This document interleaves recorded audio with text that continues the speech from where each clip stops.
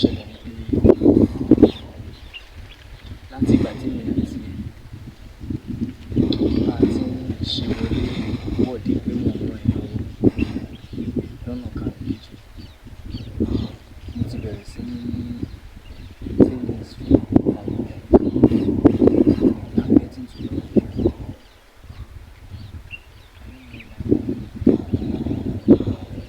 Sàṣẹ́ká fi yọ̀ díẹ̀ sí. Bó ṣe yọ yẹn wà òkè. Láti ìgbà tí kò ti ń ṣe Tó dàbí pé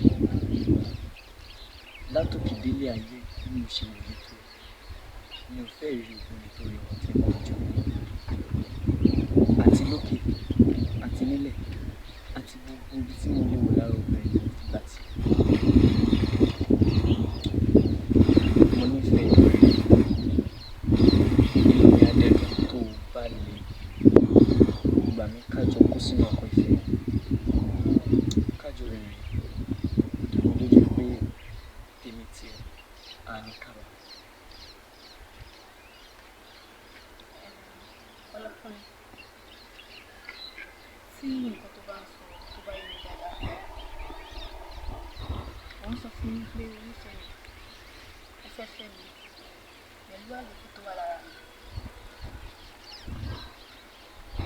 Mo rò pé mo tún lè rí ìfẹ́ pẹ̀lú àlòkù kan ṣoṣo tó wà lára mi. Tó bá wá sọ wípé ó fẹ́ fẹ́ mi, ṣé kò kí n ṣe pé òun tán? Ta ni ò lálejò tì í lára? Kò sí. Tèmi ń bẹ lára mi tí mo mọ̀. Bẹ́ẹ̀ náà ni tèmi ń bẹ lára. Ọlọ́run fi tiẹ̀ hàn ní ìyẹn ò túmọ̀ sí pé o gbọ́dọ̀ fẹ́. Ẹni tọ́lọ́run yàn lè gbogbo wa. Sorry. Take off. Let's go. Action. Ẹni tọ́lọ́run yàn lè gbogbo wa ẹni tí dìdọ̀. Mo wá rí pé mo nífẹ̀ẹ́ òdodo ti dé sí ẹ báyìí. Tó bá gbà mí láàyè láti gbẹ̀yìn mi. I love you. I repeat, I love you. Ọlọ́kùnrin, are you sure you really loved me? Mo rí i. Mo fi gbogbo ohun tí mo ní lókè àti nílé. I love you in the depth of my heart and I'm ready to go back to you again.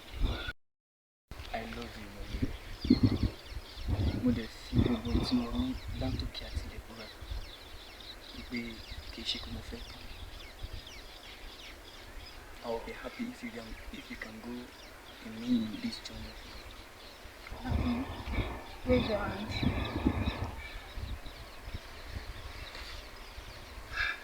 I love you so much too.